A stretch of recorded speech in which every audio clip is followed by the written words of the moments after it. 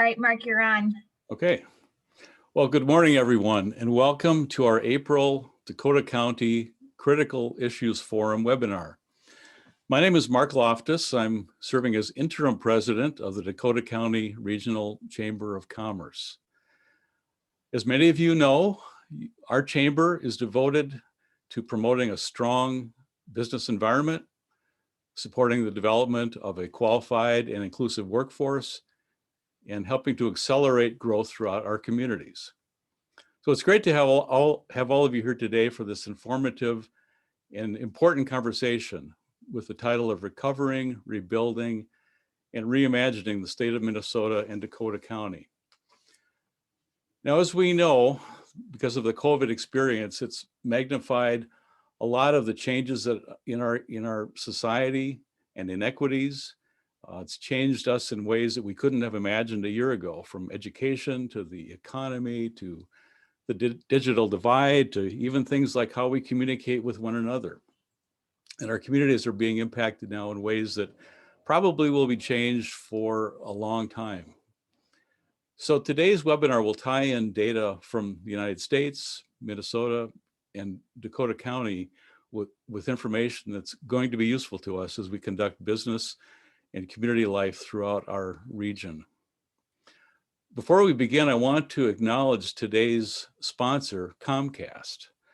Without sponsors like Comcast, we would not be able to provide these kinds of valuable programs. So I'd like to welcome and introduce Andrea Kyer, who is the Manager of Public Affairs for Comcast. Andrea, welcome. Thanks so much, Mark, and thank you, Heather. The work of the Dakota County Chamber of Commerce is so important in helping us understand these critical issues. I also want to thank our guest speakers for taking time out of their busy schedule today to join us. As Mark said, my name is Andrea Kyer. I'm part of the External Affairs team at Comcast. At Comcast, we're all about community, and it's been in our DNA since the founding. As part of this commitment, I'm proud to tell you a little bit about a program we have supported here in the Twin Cities called RISE. It's an independent small businesses we know are the backbone of our community, and today more than ever, businesses owned by Black, Indigenous, and people of color, or BIPOC, are hurting, and we are deeply committed to playing a role in driving change. Small businesses have been dealing with the ongoing impact of the pandemic and social unrest. According to the National Bureau of Economic Research, between February and April 2020, the number of active Black-owned businesses declined by 41%. Latinx-owned businesses declined by 32%, and Asian businesses dropped by 25%. The Comcast RISE was created to invest in the success of these critical businesses by providing valuable, practical, and sustainable support. RISE stands for Representation, Investment, Strength, and Empowerment. It's a multi-year commitment to provide marketing and creative media and technology services to the BIPOC small businesses. If your business qualifies, you'll have the opportunity to receive marketing consultation, media placement, commercial creative production services, or technology services. Applications for our third round are open until May 7th. And with that, I want to just share a quick video, a little bit more about the RISE program. Thanks so much, Mark.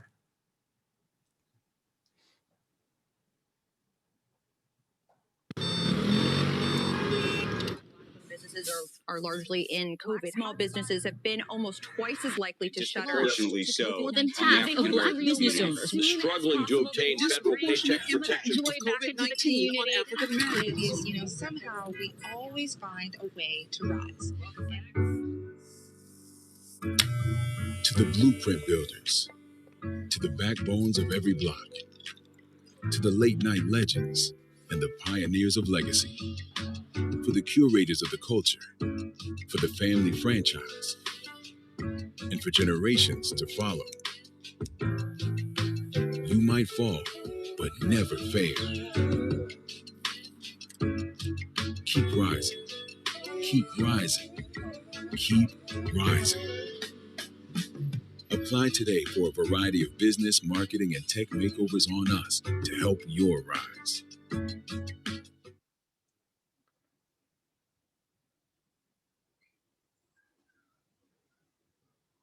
Thank you very much, Andrea, and thank you to Comcast for that important initiative on behalf of the area that you're serving.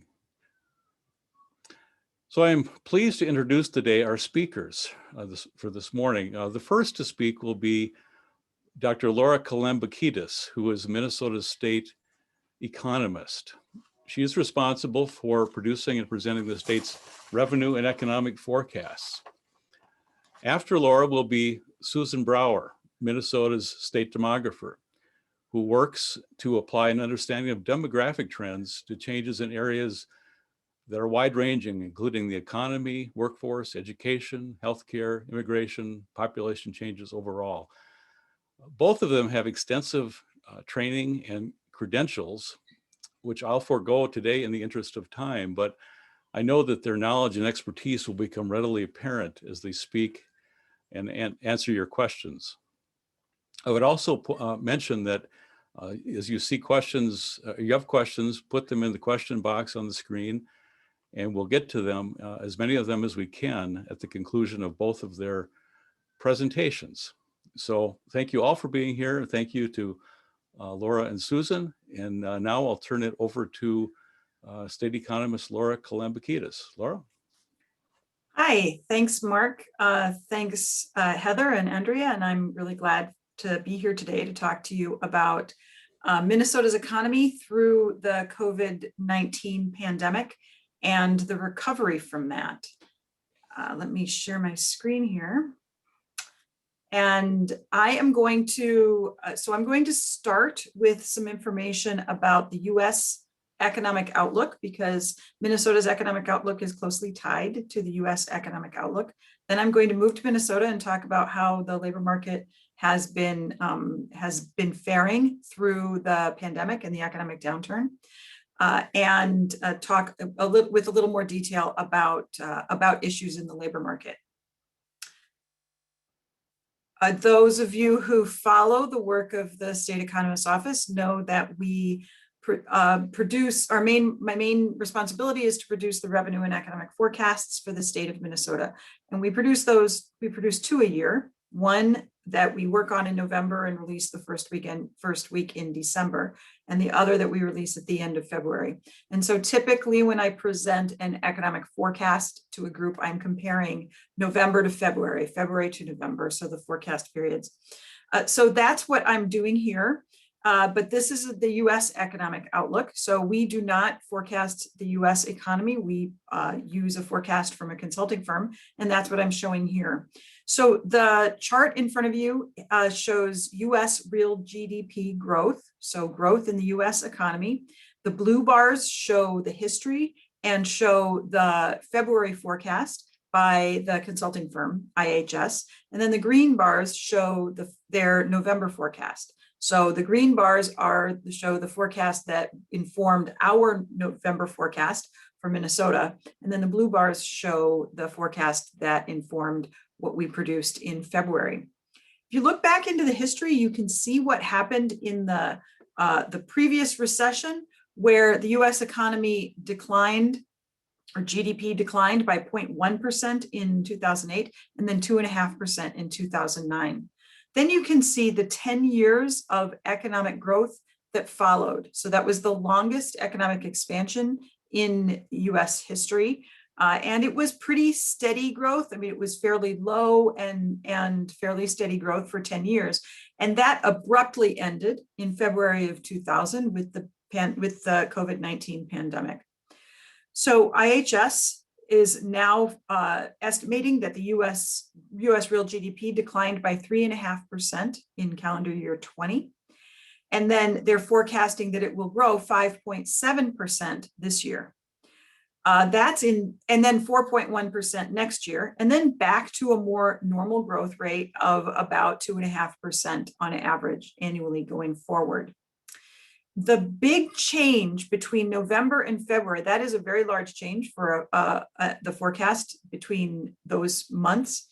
That is due to the inclusion in the February forecast of the two big federal pandemic relief spending bills, the one that was passed at the $900 billion package that was passed at the end of 2020, and the American Rescue Plan Act, which was passed earlier this year. Neither of the economic impact of those bills were not incorporated into the November of 20 outlook. And so the February of 20 outlook significantly increased. And largely the difference between the 5.7 and 3.1% growth is that federal spending. So that's been an important aspect of the recovery at the US level, is that the recovery is being supported by significant spending on the part of the federal government.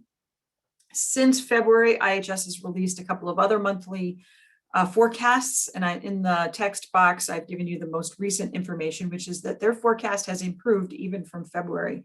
As of April, they're expecting 6.2% growth this year and 4.3% growth next year. And that change is due to a more accelerated pace of the vaccination campaign nationwide, and due to better spending data earlier this year than what IHS had expected. IHS expects US real GDP growth, or real GDP levels, to reach their pre-pandemic level this year. So recover back to where we were pre-pandemic this year. But that recovery is uneven, with consumer spending on goods, for instance, having already achieved its pre-pandemic level, and consumer spending on services lagging behind, because spending on services has been restricted due to economic restrictions on our ability to engage in face-to-face services to slow the spread of COVID-19. There's a lot of uncertainty still in this forecast, and it does depend on the path of the pandemic and on the pace of vaccinations. But the forecast has improved even since we released our February forecast. I'll move to Minnesota now, comparing Minnesota's labor market to the US. This chart shows the unemployment rates, the overall unemployment rates. The light line is for the US and the dark line is for Minnesota. The vertical gray bars are US recessions, and so the white space between the gray bars are economic and expansion periods. So you can see that long 10-year expansion that occurred between the last recession and this one. You can also see the very high level where unemployment rates peaked last spring. Minnesota's unemployment rate peaked at 9.9% in May of last year. It is now down to 4.2%, well below the US unemployment rate of 6%. However, in some months, the decline of that unemployment rate has been due not to Minnesotans who are looking for work finding jobs, but due to people dropping out of the labor force. And so our labor force participation rate has declined. The US labor force participation rate has declined as well. We now have 93,000 fewer Minnesotans in the labor force compared to February of 2020. We also have 225,000 fewer jobs in the economy than we did in February of 2020, and 23,000 more unemployed Minnesotans. Another way of looking at the labor market here, so the last chart showed you the unemployment rate. This chart is showing you employment, or total number of jobs, total number of people working in jobs in the state of Minnesota. So the line measures the height of total employment in the state. Between the last recession and February of 2020, we added 337,000 jobs in the state. So we had a fairly steady growth rate in employment in the state. You can see as we got to February of 2020, you can see the slope of the line is starting to flatten, meaning that our growth rate in unemployment was slowing down. So we were facing a slowdown in unemployment before the recession hit. In February, we had around 3 million people employed, and then we very rapidly lost 416,000 jobs last spring. We have since, as restrictions have been lifted and businesses have figured out how to serve customers, even under the restrictions that remain in place, we have bounced back and recovered some of those jobs. We've recovered roughly half of those jobs. So a way to think about it is we lost about 400,000 jobs and we've gained back about 200,000 jobs. So we're still about 200,000 jobs short of where we were before the before the recession hit or before the pandemic hit.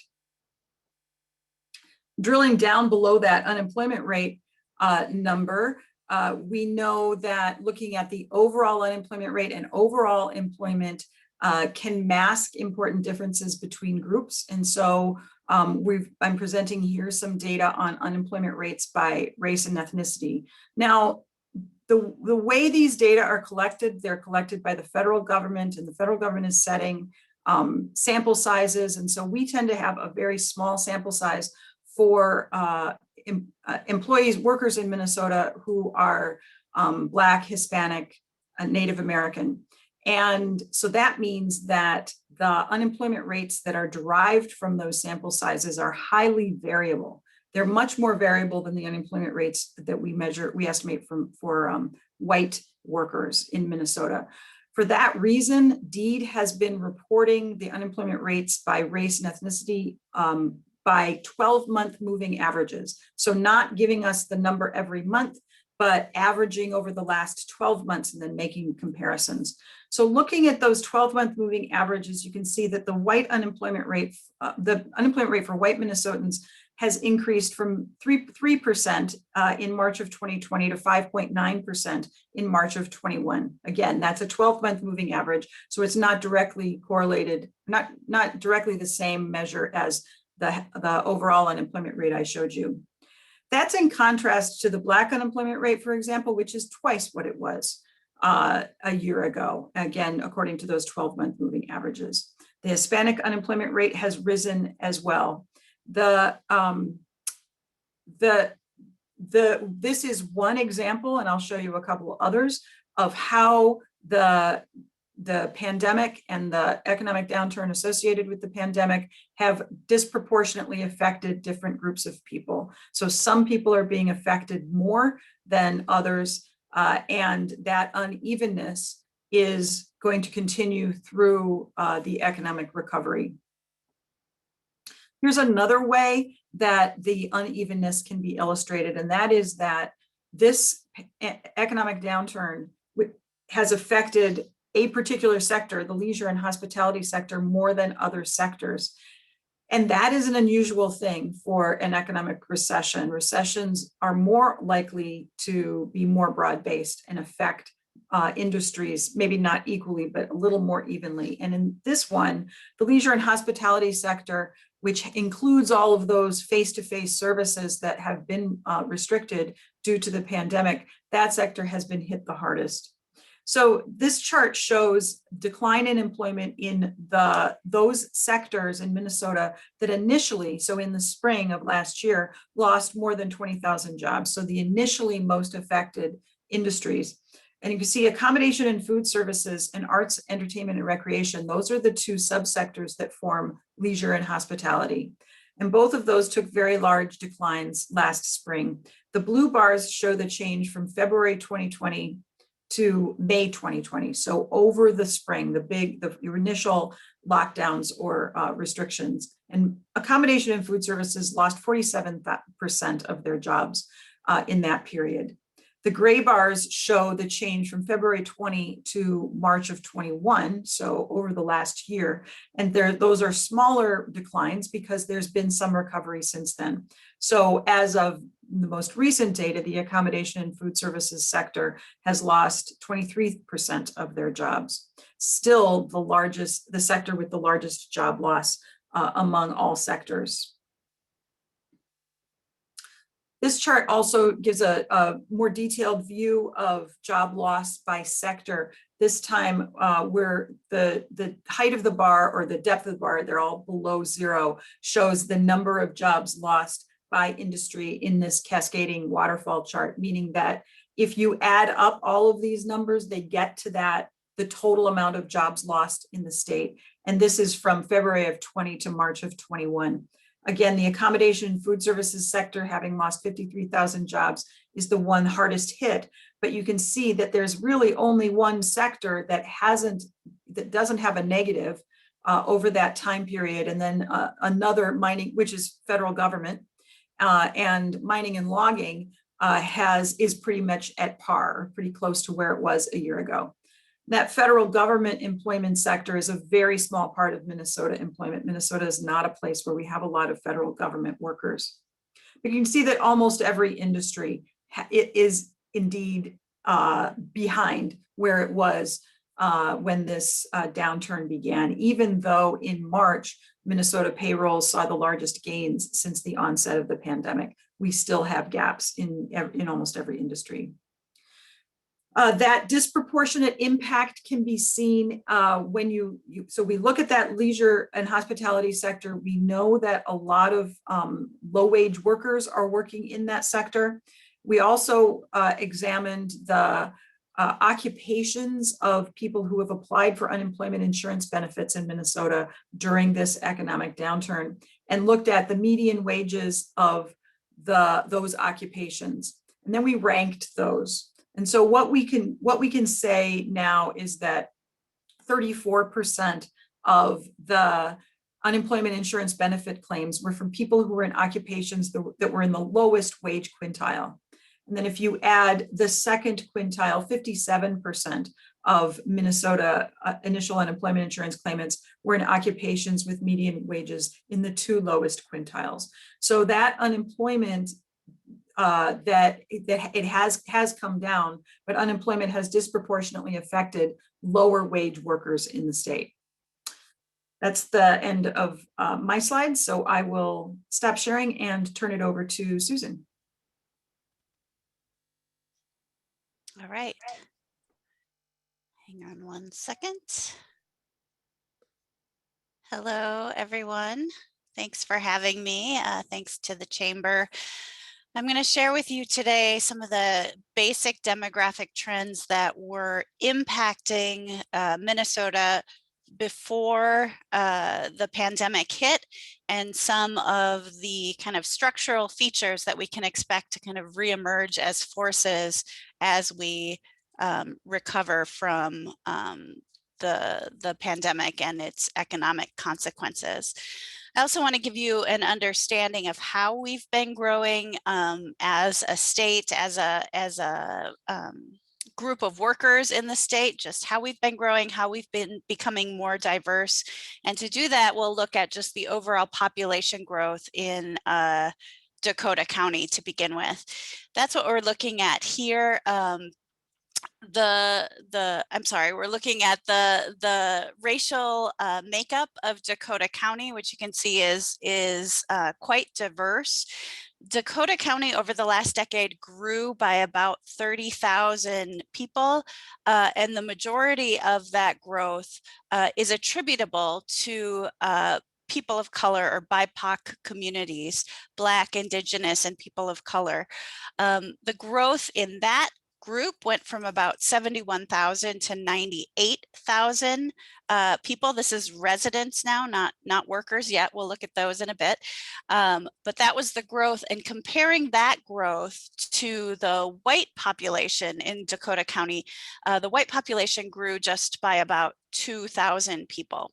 Now, when people think about population growth, they immediately, I've talked to enough folks that I know they immediately start thinking about migration, about people moving in and moving out. But for large populations like the state of Minnesota, like Dakota County, what's really driving the population changes that I'm showing you here and talking about here are the changes in births and in deaths. And so that's really what is changing, for the most part, is changing the racial composition of Dakota County and changing the racial composition of the state of Minnesota. Migration has a little bit to do with it, but for the most part, we're just talking about who the parents are and who are the people who are likely to be in the high mortality age groups, which in Minnesota tends to be white, non-Hispanic residents. So you can see Dakota County is quite diverse. If we look at the county overall, you can see that most of that racial diversity and ethnic diversity is concentrated in the northern part of the county. The groups that are populations of color really are distributed quite evenly across these counties that you see have greater diversity. You see higher Black or African American populations really along the western edge a little bit, and Hispanic populations throughout. I'm going to step back from Dakota County for a minute and give you some of the structural features that impact Dakota County, but I'm showing you numbers for Minnesota. And that's just because when you get a large urban population like Dakota County, the structural impact of the demographics is you have to zoom out quite a bit to be able to see kind of what is the impact on the county. So what we're looking at right here is just what the labor force looks like for the state overall by age. The labor force is on the right in green, and people who are outside of the labor force are on the left. Now, Laura shared with you data that are more recent than what we're looking at here. These are 2019 numbers. And she shared with you a number where there was a lot of movement outside of the labor force. So just keep that in mind, that these numbers are not reflecting that movement, but the same kind of structure will remain. And the big thing that I see here when I look at these numbers is that we have seen a lot of movement by the older generation out of the labor force. People have been retiring. We've been expecting this for many, many years, and we are now about halfway through a 20-year transition where the baby boomers are moving into the retirement ages. And what that does is it makes our workforce, the people who are remaining in the workforce, it makes them considerably younger. It makes them considerably more diverse because we have more diverse populations at younger ages. And it makes them more likely to be earlier career, more likely for them to be to have children. It has a number of implications to have that shift in the demographics of our workforce. And so I'm here to tell you it is happening. It has happened in part, and it will continue to happen for another 10 years, that we will continue to see this movement. We have seen for some time a slowing of the growth of the labor force. This is another kind of structural demographic change. And we expect that moving forward, the labor force will continue to grow very slowly, regardless of what happens with the economy and the availability of jobs. And that's just because this is being driven primarily by birth patterns that happened 16 to 65 years ago. So this is something we really cannot change, but it's something that shifts the availability of workers for employers, just what the economic picture is, the jobs picture is for employers who are looking for workers. Now, the pandemic has changed that. Obviously, it has made, it has restricted the number of jobs. It has increase the number of people who've been unemployed, as we've seen. But I expect that because this kind of structural feature of the state is in place and will continue to be in place, that this is something that will reemerge as a force as we recover from the recession. The workforce now is growing because our populations of color in the state are growing, just as we saw for Dakota County. What's really driving the growth for Minnesota's workforce is the increase in populations of color or BIPOC communities in the state. If not for these communities, we would have seen an actual decline in the last period in the number of workers. And so again, this is a structural feature of how we expect to change moving forward. When we look at populations of color all as a single group, we mask many of the differences that exist in real life. And so if we look across, first of all, I'll just point out, these are our 17 largest cultural communities in Minnesota. We've done a report that looks at different indicators, breaking them out by each of these communities.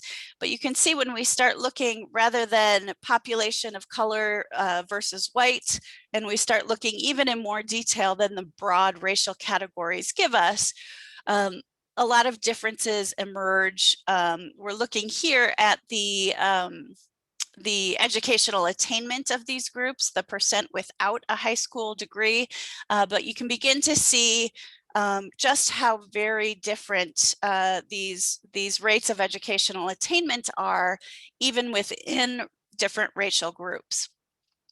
I think disaggregating these groups also brings to the front of many of our minds just what the barriers are to increase to help increase educational attainment among these groups, that it's very different depending on which group we're talking about, whether it's a newer community to Minnesota, whether it's a community who has been here for generations.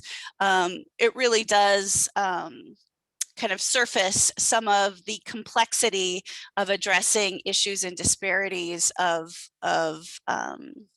economic disparities and disparities in labor force participation. I mentioned earlier that one of the things that we're seeing with shift toward a younger workforce as the baby boomers retire is that we have a larger proportion of workers who have young children or children who need childcare in some way. About a quarter, over a quarter of Minnesota's workers have children under the age of 13. And of the 820,000 parents with those children, about 120,000 of those are single workers.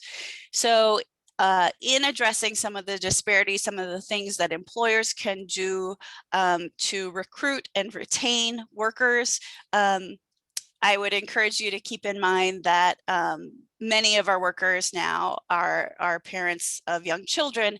We expect this to be the case moving forward.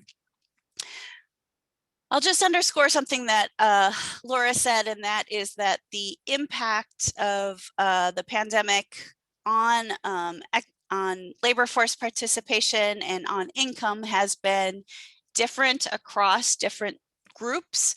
And I'm sharing with you here numbers from a survey that the Census Bureau did called the Household Pulse Survey. And it asked different residents, these are numbers again for Minnesota overall, but it asked different residents whether or not they have experienced, if their household has experienced any loss of income since the beginning of the pandemic due to COVID-19. And the first thing to note is that nearly half of all Minnesota households did experience some type of income loss due to the pandemic. But the other thing is just that we see differences by educational attainment, we see differences by race group, and we see differences by whether a household has children or no children. And so some of these demographic characteristics that I've been describing for you about how we've grown moving forward, we've seen considerable impact on our communities, particularly our diverse, our younger workers and workers with less educational attainment. I am going to stop there and stop sharing my screen so we can answer some questions now. I'll try to stop sharing my screen anyway. Here we go.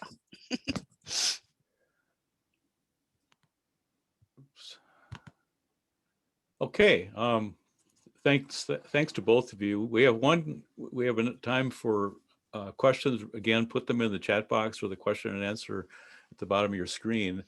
One question that's come in is, are there any projections on when Black, Indigenous, and people of color people will be the majority of Dakota County? Do we have that kind of information? I can tell you for the state overall, it's much more slow moving than people tend to have in their minds. The increase in racial diversity, if you're looking at the percent that's a population of color, is about 20% in Minnesota, and it's growing by about a 0.5 percentage point each year. And so I'm sorry, each 5 years. So it's really growing quite a bit more slowly than people think. When you hear that we're getting close to majority minority, people are typically talking about the United States, which is much more diverse than Minnesota. I would say the same is true for Dakota County, although I haven't looked at that trend year over year recently, that it's a long way out. It's out into the 2050s or so for the state overall. And so I would expect that Dakota County would be somewhere around there as well, as they have a similar proportion. Okay, thank you. One question that arises, maybe this is addressed to both of you, is the question of labor force participation rate. I think, Laura, you mentioned that we have 93,000 people fewer in the labor force, people actively working or seeking work, even if they're unemployed. And Minnesota historically has been very high, almost the highest in the country typically. That leads me to a question about the headwinds that Minnesota's economy might face in terms of finding people for the jobs that we do have. You know, those of us in Dakota County who've talked about workforce issues always come back to the point of workforce gaps between the number of jobs that are available that have high skill levels and pay better compared to the number of people who are unemployed, who don't have the skills necessarily for those, but could fill them if with proper training or accreditation perhaps. So that's kind of a large question, but the impact on Minnesota's economic performance or Dakota County in particular, with that skills gap situation and also the number of people who have left the labor force, I mean, that could help bringing them back in, could help deal with a lot of the labor force slow growth that Susan talked about. So either of you could, or both of you could address that however you wish. Well, I'll jump in first. Minnesota's labor force participation rate has fallen as a result of the pandemic, and so has the US. Our labor force participation rate, however, remains well above the US rate. So that relationship that Minnesota has higher labor force participation than the US and higher than many other states, that remains true. It's just that everyone's labor force participation rates have fallen all over the country. Mm-hmm. So it's low by our historical standards, but it's still higher than the US. We assume in our forecast for Minnesota that we are going to be drawing some of those people back in to maintain some modest employment growth going forward. But as Susan alluded to, the structural issues that we were facing prior to the pandemic persist, and that is the aging of the population and the retirement of baby boom workers. And so Susan mentioned this too, that one thing the pandemic did is it drove some people to retire sooner. So the decline in labor force participation is partly people retiring, in which case we are not likely to draw them back into the labor force, but then it's also people who have chosen not to work or choosing not to look for work during this period, and that's temporary. And so once the recovery gets more momentum and we move through the summer, for instance, and more service businesses are able to open up, we do assume in our forecast that we're going to be drawing some of those people back in and that we'll be able to bring the labor force participation rate back up. But there is a limit to how high our participation rate can get because of the aging of the population. Mm-hmm. Okay. Susan? I would just add, when we look at gaps between the availability of workers and the availability of jobs, we have looked at specific regions, and right before the pandemic, we saw those gaps open up. Not right before, but over the years leading up to the pandemic, we saw those gaps widen for many regions all across the state, that it wasn't a unique issue to one particular part of the state or another. But the shift in people's ability to work remotely kind of changes that calculus a little bit, that you have people who maybe could fill it, maybe they're working in another part of the state and they could match up, their skills could match up better with a job that isn't exactly where they are.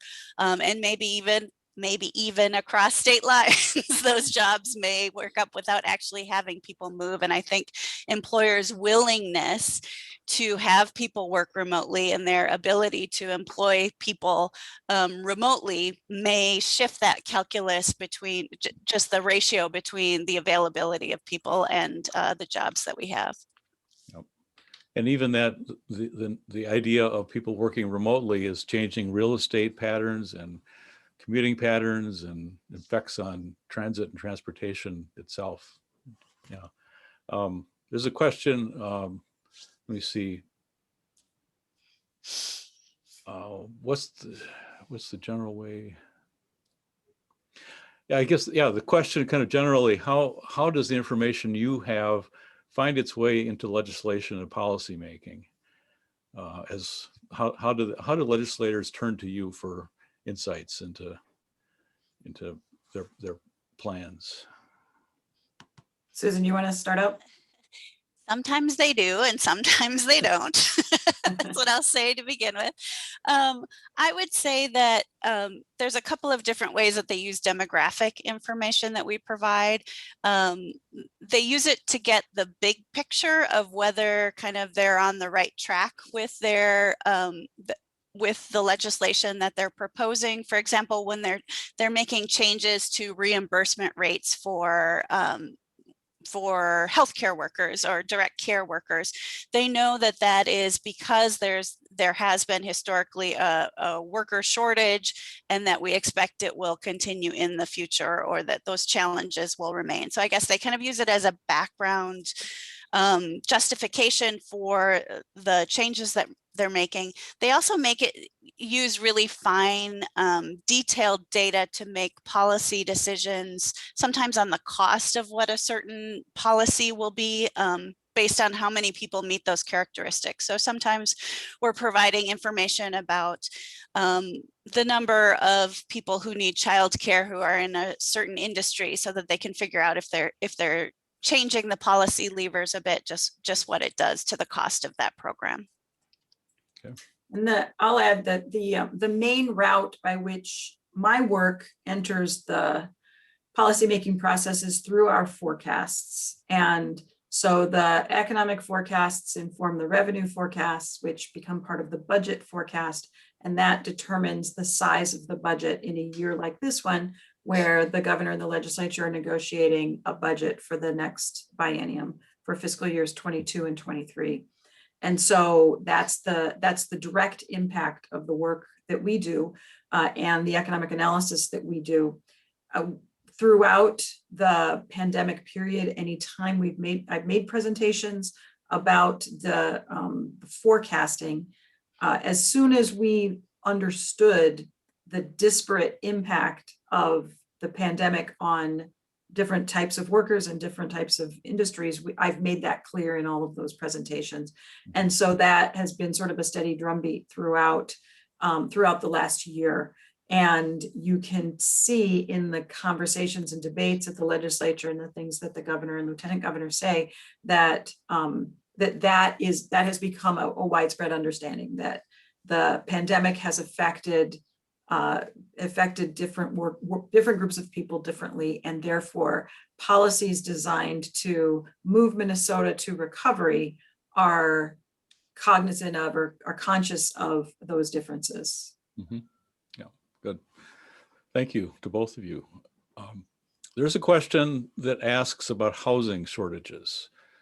And is a housing shortage negatively affecting matching qualified candidates with open positions as people who are unable to move into housing that they might seek, compared to people who would be able to work remotely? What do you either of you think about that? I've heard this as being a real issue, particularly in greater Minnesota, in places where there's less ability to commute from outside where the job is, or fewer people. So I would say that absolutely housing plays into the availability of workers, but especially in greater Minnesota. And I would just, this kind of brings up the issue, if we're able to work remotely, if that barrier to remote work has been in the past the employer's choice or preference that employees work on site, then broadband and access to internet becomes a bigger issue, along with housing for people in greater Minnesota as well. Yeah, I agree with that. And then I would add that that the issue with regard to housing and the impact on ability to find workers has to do with affordable housing. And so it's jobs that are you're not paying that very much. And they're in communities that have very high housing costs, and they're jobs that require face-to-face interaction. So service-related jobs, healthcare jobs, hand-on jobs that are lower paid. There's high demand for them in communities where housing is expensive. That you're going to get an economic in disequilibrium there until affordable housing is made available, because those are jobs that you can't do remotely. Yep. Okay, thank you. There's a question about the state budget forecast as far as deficit and then surpluses or back and forth, that all of a sudden we realized we had a surplus, a larger projected surplus than was anticipated. I would guess that's probably a sign of the COVID impacts and the rapid shifts that has caused into your forecast, Laura. But you were kind of under the spotlight there with that very startling information and news a little while ago. Talk about that process and how that comes about. Yeah. So the COVID-19 pandemic and the resulting economic downturn was something that we'd never seen before in the US, and that economic forecasting models were poorly suited to forecast because it was a very unusual downturn. It happened very suddenly. We had a record quarterly loss of GDP in the second quarter of last year, a record high level. And so in the midst of that, it was very hard to know, how is the US economy going to come out of this? How long is the pandemic going to be? What are the structural changes that are going to occur? So it was this really severe contraction. Then it was followed by a record high growth of GDP, quarterly growth of GDP in the third quarter. And that was driven by federal pandemic relief payments. And so the course, and then by the end of 2020, we had a $900 billion package of federal pandemic relief payment. And so over the course of calendar year 2020, the macroeconomic forecasts for the US were extremely volatile, more volatile than I'd ever seen them. So the macro forecaster that we used they were making changes month to month that were larger than anything we'd ever seen. And that was not just true for the consulting firm that we used, it was true overall.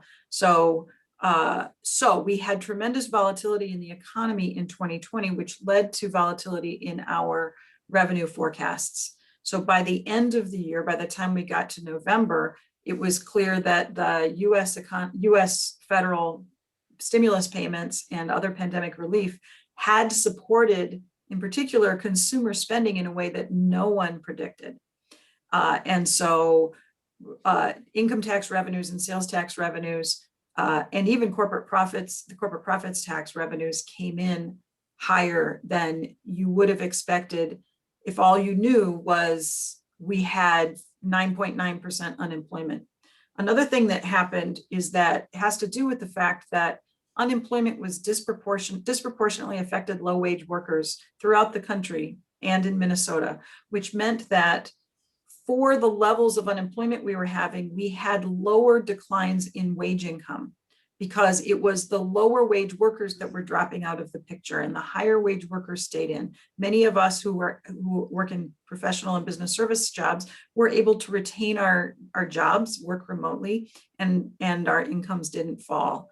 And so we ended up with, another way to think about that is that had that severe amount of unemployment been more evenly distributed across industries and across the wage distribution, we would have seen a much deeper decline in our income tax receipts and sales tax receipts than we did. And then by the time we got to February, so you saw that first chart I showed you was that really big change in the US economic outlook from November to February. We showed a small surplus in the current biennium in the November forecast, but by February, the US economic outlook had increased from, what did we say, 3.1% to 5.7% growth in calendar year 21. And that directly affected our revenue forecast. So it was the volatility of the economy during the course of calendar year 20 that led to volatility in our revenue forecasting. Okay. A lot of factors come into play. Yeah. With no history to base Exactly. the projections off of. Yeah. Right. Well, and Laura, I think you pointed out that I think I got this right. Consumer spending on goods has returned to the pre-pandemic levels, Right. not on services, or travel and restaurants and. So that's expected. That's expected to return later this year. So it lags, I guess I'm just looking at my notes. If they lag by about a year. So personal consumer expenditures on goods versus services are about a year apart in terms of when they are reaching the pre-pandemic level. So that was something that was completely unexpected about last year too, is that, first of all, that consumer spending was higher than you would have guessed given the amount of unemployment, because federal pandemic payments were supporting that spending. And second, that consumers shifted their spending away from services and toward goods. So when we were restricted on our ability to go to concerts and go to ball games and travel, we bought physical goods. We bought exercise equipment, and people improved their homes, and computer equipment and office furniture and all of those kinds of things were purchased. So that was not predicted either. That was a surprise as the data came in. Mm-hmm. Okay. One question for Susan relates to immigration patterns in and out of Minnesota. Whether net in migration or out migration occurs. For a period of time, Minnesota had net in migration, and then I think we shifted the other way. Could you talk about that? How we stand as a state compared to our surrounding states, and maybe some of the factors that are coming into play with that? Sure. So this again is a story of up until the pandemic, what was happening, and then what we think has happened since that time. We did see a turnaround in the migration patterns where Minnesota was pulling more people into the state than we were losing, just for about 3 years, the last 3 years for which we have data. So about 2017 to 2019 is where we have data. Those gains were really small, but it was significant because we hadn't seen gains from migration at the state level since the early 2000s. So it'd been a very, very long time since we had actually seen Minnesota pull more people in than we lost. And this was happening at a time when we had the retirement of the baby boomers, which I know people think that plays a huge part in migration. It plays a little part in migration. We do see many older adults moving to warmer states, at least temporarily, but the majority of migration is being driven by young people who are typically moving to go to college or for a first job or internship.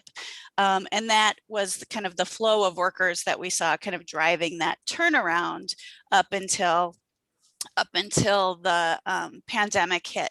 Now, we don't have solid data yet on what has been happening with migration since in Minnesota since the pandemic, but we do have some indication from some surveys that people have, after the initial movement, that people have really put off moves. So less move for jobs as the economy has been depressed. And so it kind of remains to be seen where we will pick up once we kind of move back into more normal patterns. The other piece of migration, of course, is international migration. And we had been seeing an increase in gains from international migration over the last decade, up until about the last 3 years, where we saw it taper off because federal immigration policies limited the flow of people to the US and to the state. And so that's another question mark is just how that will turn now that there's another administration in place. Right. Thank you. We're getting very close to the end of our time here. I've got about a dozen more questions that we won't have time for. Next time. Fascinating information. And so I want to kind of close here by thanking both of you. Minnesota is very fortunate to have both of you in your positions, serving us with good information. That's the foundation for, I think, why Minnesota is a good state in terms of public policy. We've been recognized by that in that fashion for a long time, and to continue that is important to us, to be thoughtful and clear-minded about where we're going and have information about where we are today. So I thank both of you for being with us today. Thank you. Thank you for having us. And I thank all of you for watching and listening today. I just want to mention that, and thank you, Andrea, and Comcast for being a sponsor today. We have another public affairs webinar coming up on May 7th, which will have leadership of the Minnesota legislature. So watch for watching your information and communications from the chamber about that event, about that on May 7th, and you'll be able to register for that. So with about 1 minute to spare here, I wish you a good spring afternoon. It looks nice and sunny outside, so at least one day of spring will be nice. And thank you all for attending, and have a great day. Thanks, Mark.